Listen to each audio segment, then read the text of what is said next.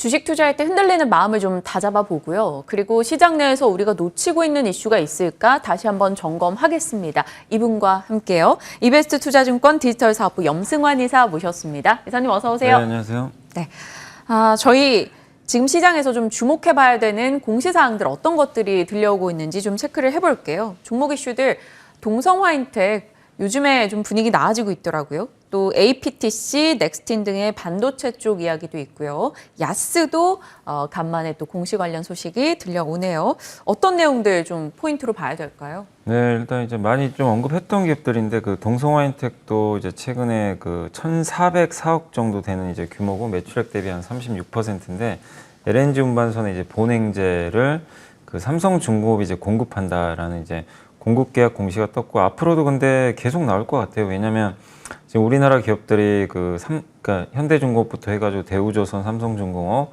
모두 다 지금 LNG선 수주를 좀 많이 따내고 있는데 뭐 내년까지는 계속 이 LNG선 수주가 이어질 가능성이 높기 때문에 이 LNG선에 반드시 본행제가 필요하거든요. 어쨌든 이제 천연가스를 이 온도를 낮은 상태로 유지를 하면 이제 액화 상태가 되는데 그게 바로 LNG잖아요. 그럴 때 이제 열을 차단하는 본행제가 반드시 필요합니다. 근데 이게 참 한국카본하고 그 동성화인텍이 세계 1, 2등을 다투는데 네. 두 회사가 이제 비슷한 시기에 지금 공시를 계속 내고 있어요. 그러니까 서로 수주를 주거니 받거니 하는 거죠. 그래서 뭐 삼성이냐 뭐 대우냐 현대에 좀 차이는 있겠지만 이 본행제 회사들의 수주 랠리는 내년까지 계속 이어질 가능성이 있습니다. 그래서 우리가 보통 조선주 하면 항상 이제 3사만 찾지만 그 일단 기자재 납품하는 기업들도 좀 관심을 계속 가져보시면 좋겠고 우리가 뭐 반도체 하면 삼성전자 하이닉스 말고 소부장 기업들도 많이 그 선택하는 것처럼 조선주도 그런 기자재 업체들이 있는데 근데 가장 지금 현재 모멘텀이 좋은 게 바로 LNG 선이니까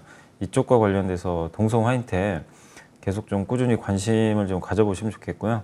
그 다음에 이제 두 번째로 APTC인데 아마 이거는 좀 생소하실 수도 있을 것 같아요. 그 기업 내용이. 근데 이 회사가 이제 주로 SK하이닉스에 많이 납품을 하는 기업 중에 하나인데 매출액 대비해서 지금 51.17%나 되는 뭐 대형 공시입니다. 476억 원 정도 되는 건데 이게 이제 식각 장비를 제조하는 회사예요. 식각 장비 뭐냐면 이제 웨이퍼에다가 이제 회로 부분을 이제 깎아내야 되거든요. 이 동그란 웨이퍼에서 칩들을 이제 깎아내야 되는 그런 이제 공정들이 있는데 그걸 이제 우리가 이제 식각 공정이라고 하는 거죠. 그래서 이 식각 장비가 반드시 좀 필요한 상황인데 이 식각을 잘못하면은 웨이퍼를 우리가 폐기를 해야 됩니다. 그러니까 다른 공정들은 다시 또 웨이퍼에 그리면 돼요. 근데 이제 이거는 잘못 깎았을 때는 웨이퍼 전체를 그냥 버려야 되니까 굉장히 중요한 공정이다라고 좀 보시면 좋겠고 특히 이 회사가 이제 플라즈마 소스라는 이제 웨이퍼용 식각 장비 원천 기술을 또 가지고 있어가지고 상당히 좀 주목을 받고 있는 것 같습니다. 그래서 주로 이제 하이닉스가 설비 투자를 계속 좀 조금씩 늘려가면서 수주를 많이 따내고 있는데 이번에도 어쨌든 굉장히 큰 규모 이 회사 그 매출액의 거의 1년 매출의 절반을 이번에 따냈거든요. 그러니까 나중에 이게 한 이익으로 잡히니까 보통 영업이익률이 한 10에서 20% 정도 되니까 굉장히 큰 금액이에요. 그래서 APTC도 좀 꾸준하게 관심을 좀 가져보시면 좋을 것 같습니다. 최근에 외국인 기관이 동반해서 강하게 사고 있고요. 금요일은 약보합이었는데 수요일, 목요일은 또 급등 흐름이 나왔어요. 연 이틀간 17% 정도 올라가는 흐름이었기 때문에 이 이슈 저희 잘 지켜보겠습니다.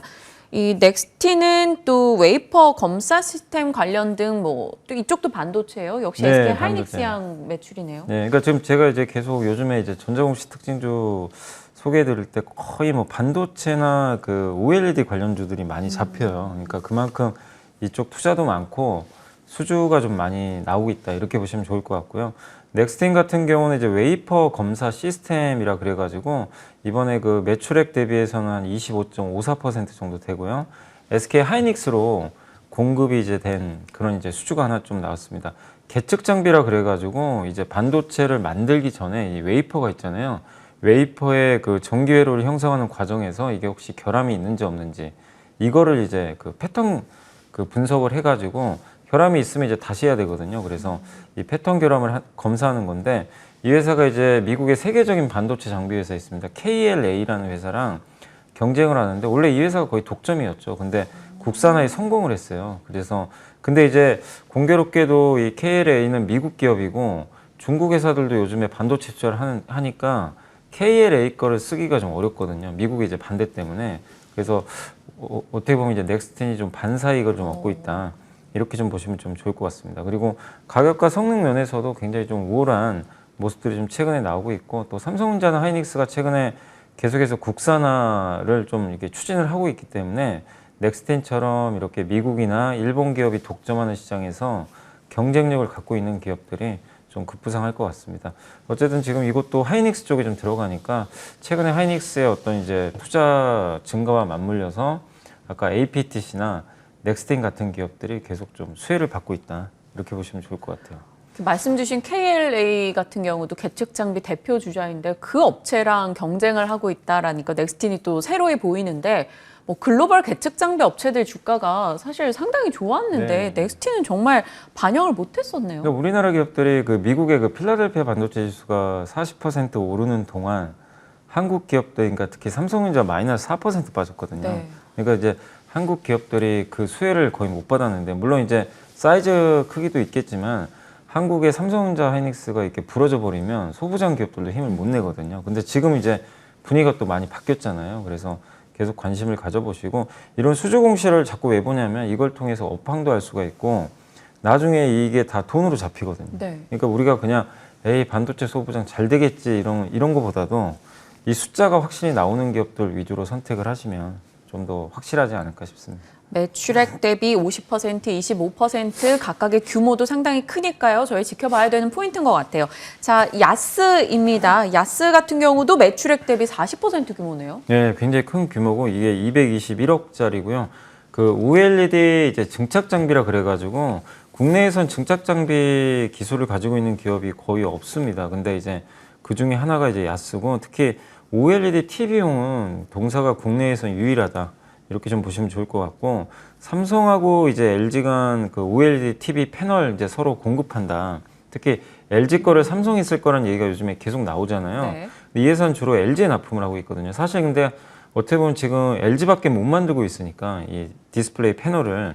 근데 이번에 이제 삼성이 QD OLED 방식으로 패널 양산에 성공을 했는데, 이게 문제가 그 생산 대수가 너무 작아요. 그러니까 뭐냐면은 그 삼성전자가 지금 1년에 출하하는 그 TV 그 패널 판매량이, 그러니까 TV 판매량이 거의 한 5천만 대 정도 되거든요. 근데 그 중에 QD OLED가 100만 대에서 200만 대 정도 생산이 되니까 너무 적은 거죠. 네. 예. 그러니까 물론 이제 LCD까지 합쳐서니까, 그래서 이제 좀 부족한 부분을 LG한테 좀 받는 거 아니냐. 그러니까 왜냐면 이제 OLED TV를 삼성도 출시를 해야 되는데 물량이 좀 부족해요.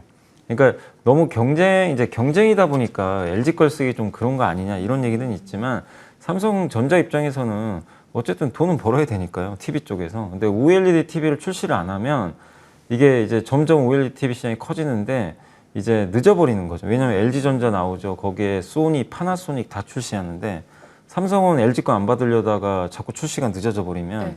이제 어떻게 보면 더 손해일 수도 있는 거니까, 저는 삼성과 LG가 이렇게 서로 좀 윈윈할 수 있는 그런 방법 중에 하나라고 보고 있어서 가능성은 높아 보이고요. 다만 결정된 건 아니지만 가능성은 높아졌다. 그리고 야스 같은 경우는 어쨌든 이렇게 LG 디스플레이 패널 생산이 만약에 늘어나게 된다면 더 많은 장비가 필요하니까 수혜주가 될 수밖에 없는 것 같아요. 그래서 야스도 한번 관심을 가져보시면 좋겠습니다. 한 주 또 이들 종목의 공시사항들이 주가 흐름엔 어떻게 반영이 되는가를 보는 것도 하나의 재미가 될 것 같아요. 저희가 놓치고 있을 법한 소식들 점검을 해주셨고요. 자, 이제 여미사님이 고른 리포트 통해서 오늘의 픽 종목 한번 살펴보겠습니다. 은행주에 대한 보고서네요. 네, 그러니까 은행주는 이제 많은 개인 투자분들이 사실 별로 관심은 없어요.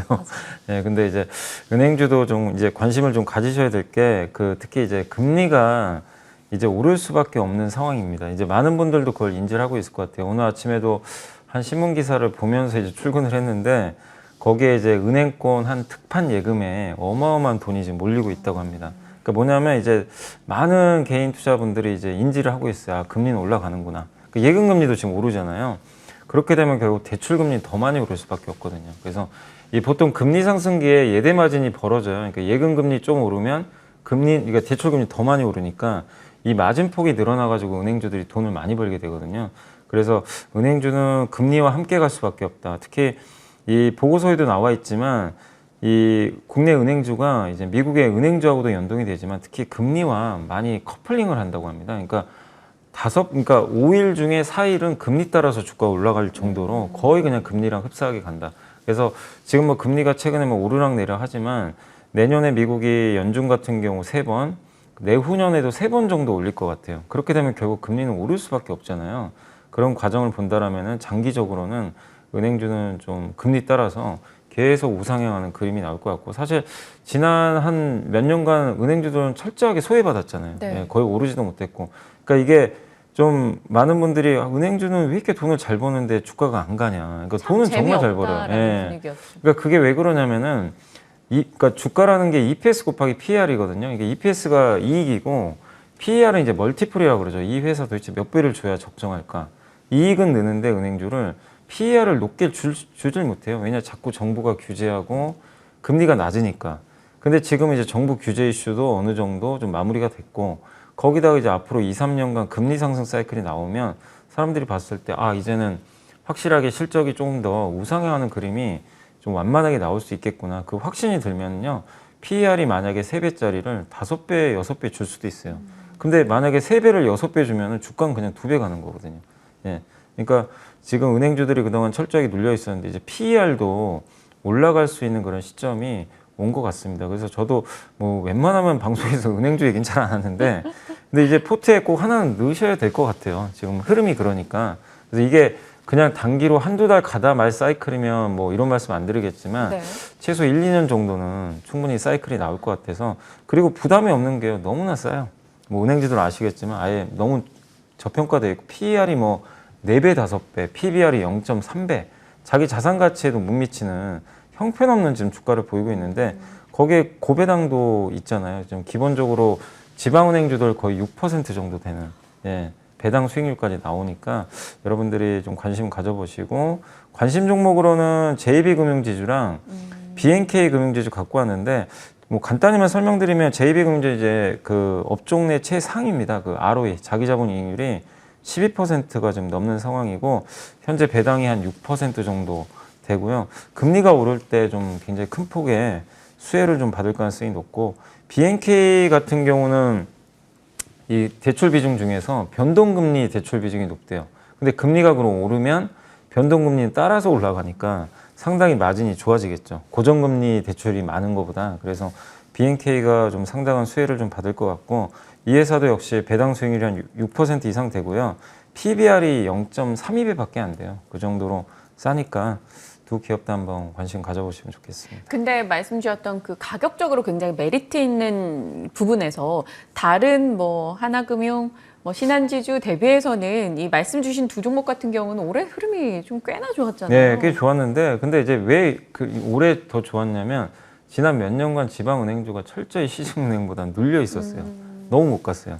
그러니까 뭐 성장도 잘 안 나고 대출 성장도 안 나고 하다 보니까 그 갭을 이제 올해 메꿔서 이 정도 되는 거고, 근데도 불구하고 지표를 보면은 너무나 아직도 주가가 저평가되어 있기 때문에 지방은행주도 한번 눈여겨보시면 좋을 것 같아요. 외국인들은 이미 뭐 이런 판단을 다 내렸던 것 같죠. 최근에 외국인 수급 보면 관련한 이들 종목군으로 상당수 매수 유입도 강하게 들어오고 있던 만큼 저희 지켜보겠습니다. 그리고 말씀 주신 관심주도 잘 체크할게요. 자, 이제 시장에 대한 전략 여쭤봐야 될 텐데, 지난 금요일은 그래도 대형주가 좀 힘을 내는 흐름이었잖아요. 네. 이번 주 좀 기대할 수 있을까요? 그러니까 이번 주는 이제 연말 앞두고 또 변동성이 좀 커질 수도 있겠지만, 그러니까 좀 불안한 거는 사실 좀 미국이 좀 불안하잖아요. 미국 증시가 요새 나스닥도 변동성이 너무 크고, 네. 다우도 이제 버티다가 금요일 날은 갑자기 급락 나와버렸고, 그래서 경기 민감주까지도 많이 흔들리는 모습인데, 또 오미크론 관련해서 네덜란드가 또 봉쇄 들어갔고, 예, 그래서 지금 확진자도 계속 늘어나는 상황이고, 한국도 지금 뭐 너무나 심각할 정도로 확진자 늘어나니까 굉장히 이제 그런 걸 보면은 주식을 또 줄여야 되나 이런 고민들이 굉장히 크실 수밖에 없는 것 같습니다. 다만 이제 12월 달 들어서는 한국은 미국과 완전히 지금 다른 방향으로 계속 올라가거든요. 그러니까 미국이 빠져도 꾸역꾸역 좀 상승을 하면서 3천선을 좀 지켜내고 있는데, 결국 왜 그러냐면은 이 안 좋은 것들을 한국은 먼저 선반영을 다 해버렸어요. 지난 5개월 동안 빠지면서. 근데 미국은 그런 구간에서도 그냥 주가가 계속 올라갔잖아요. 네. 그래서 그 차이가 있었기 때문에 지금 글로벌 투자들도 굳이 미국보다는 한국이 나은 거죠. 뭐 편한 거거든요. 왜냐하면 주가가 워낙 싸기 때문에 악재를 또 선반영했다는 측면에서 그리고 한국이 상대적으로 강한 이유는 저는 반도체 때문인 것 같아요. 삼성전자에 대한 시각이 바뀌어버린 것 같더라고요. 그래서 미국의 필라델피아 반도체 지수가 좀 많이 흔들리는 과정에서 삼성전자 이제 막 바닥을 딛고 올라가는 그런 구간에 있기 때문에 한국 증시의 좀 상대적인 강세가 이어질 것 같고 그리고 아까 이제 제가 뭐 은행주도 말씀드렸지만 금요일 날 보니까 시장의 색깔이 좀 바뀌는 것 같아요. 뭐냐면 그동안 성장주 일변도였는데 뭐 메타버스나 NFT나 그런 거보다도 지금 사람들이 이제 한번 가치주 볼까 너무 싼데 그리고 금리 오르면 보통 가치주가 부가 컷 되잖아요. 그런 것들이 맞물리면서 가치주 쪽으로도 좀 눈길이 쏠리는데 이 기업들이 대부분 코스피에 있어요. 대형주들이 많아요. 그러니까 지난주 금요일 날도 코스닥은 빠지는데 코스피는 올라 버렸잖아요. 그래서 이 흐름이 이번 달 말까지는 이어질 것 같습니다. 그래서 배당락 전까지는 코스피의 상대적 강세가 이어질 수 있으니까 여러분들 그 국내 증시 너무 부정적으로 보지 마시고 오히려 이렇게 밀린다면 뭐 오미크론 변수나 미국 때문에 아침에 또 막 급락한다. 그거를 꼭 매수의 기회로 활용하시고 반대로 오를 때는 좀 안 사시는 게 좋을 것 같아요. 항상 기회를 주면서 가니까. 그리고 이번 주에 제일 중요한 게 이제 내일 새벽인데 우리나라 시간으로 5시 반으로 예정돼 있는 것 같은데 마이크론 실적 발표가 네. 있습니다. 그거에 따라서 또 삼성전자 하이닉스 주가가 한 번 더 가느냐 다시 좀 쉬었다 가느냐 결론이 나니까 일단 내일 새벽에 그 지표는 꼭 잘 체크하시는 게 좋겠습니다. 네. 지난 9월 발표됐던 마이크론의 부정적 가이던스 여파가 과연 이번에 어떤 이 뚜껑의 결과물로 나오게 될지 좀 봐야 된다라는 포인트 잡아주셨고요. 12월 국내장 대형주 쪽에 좀 싸게 사볼 만한 종목군들 잘 찾아보면 충분히 많다라는 점을 강조해 주셨으니까 여러분도 잘 참고하시길 바랍니다. 자, 이베스트 투자증권의 디지털 사업부 염승환 이사와 전략 챙겨봤습니다. 고맙습니다. 네, 감사합니다.